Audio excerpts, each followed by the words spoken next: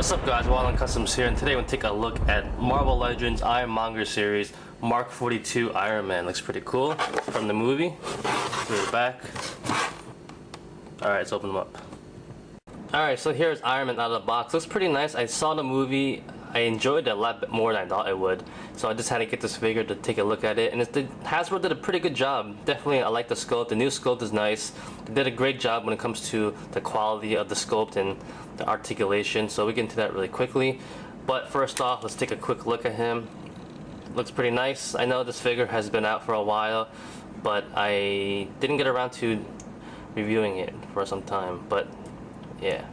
So you take a look, the first thing I like about it is the upper body. The sculpt in this armor is so nice looking. Definitely have to admire that. Looks pretty cool. It's the arms. The arms are nice too. I like how the arms are a little bit slimmer. Not so much armor bulk, or kibble I guess you could say. The whole body sculpt is a lot different too, just in general. A lot more slimmer. But he is a pretty tall figure though, oddly. Here's the legs. Legs are pretty normal looking. One thing I did not like about the figure though is the paint apps. The paint is fine, but when it comes to the paint apps, I guess quality control, mine is actually really horrible. The upper body is pretty fine, but when it comes down to the legs, this whole leg over here is just horrible. Let's take a look at that really quickly. As you can see, mine, the gold is all over the place. Not nice looking, I guess. Over here in the knees, take a look over here, the gold over here, a little bit on the bottom too. It's just bad paint applications, I guess you could say. But just leg, so whatever. But still pretty nice. I like the gold, the nice gold. It's not your typical really gold, yellowish kind. It's a little bit toned down, which looks pretty nice. The red is pretty nice too. Different shades of red here and there, but it's barely noticeable unless you really examine it. But it's not a bad thing.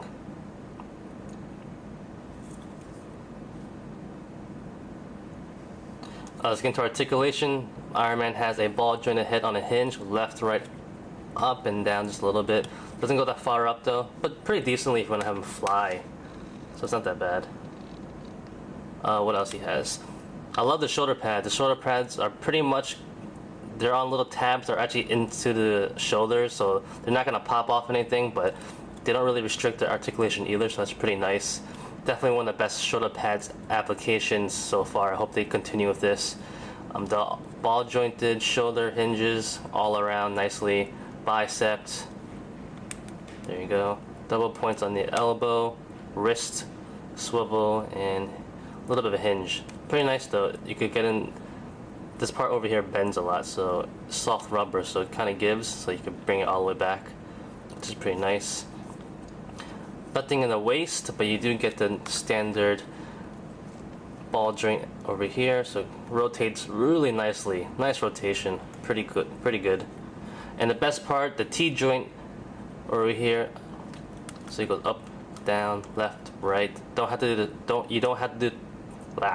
You don't have to do the stupid swivel the thigh, turn it up, and go back. So this is finally, Hasbro is going back to the T joints, which is nice. Other than that, swivel the hips, knees, 2 points, ankle. It has a little pivot up and down too, and side to side. It's pretty nice. Definitely one of probably the best articulated Iron Mans when it comes to articulation. Definitely really cool. But one thing I did not like about this guy, he's kind of tall. We'll get into that when it comes to size comparisons, but still isn't that bad. I would like to keep this figure as one of my main Iron Man figures, but it sucks that he destroyed the armor. Sad. So other than that, still a pretty cool figure. I wish there was some paint apps over here on the hands, but you can't really complain. It's still a really nicely decent figure overall. The prodigal son. Alright, let's get into I think that's about it. Pretty cool figure, like I said. Go pick it up if you can. Size comparisons right now. Size comparisons, here's Iron Man with some of the other Avengers and Iron Man 2 figure. Pretty good size comparison. He is obviously a little bit taller than the Iron Man 2 figure from the movie, but it's not that bad still. He looks Actually, it looks pretty proportional of the rest of the figures and other characters, so it's not that bad. But other than that, it's still a great figure. Some things, like I said, he does come with the Iron Monger arm, which I don't know where to put right now, but you guys don't care. Couple of things, the paint apps are nice. I like the paints. I do wish he came with exchangeable hands, just like the other Iron Man, so he can get a fist in his right hand, but it's still not that bad. He's still definitely a really cool figure. Pick it up if you're really interested. And that's about it. So thanks for watching, guys. This is a quick review. Like always, comment, criticize, subscribe, do whatever you want, just pay attention. Follow me on Facebook, Twitter, and Instagram. Go to wildandcustoms.com. Thanks a lot, guys. Peace.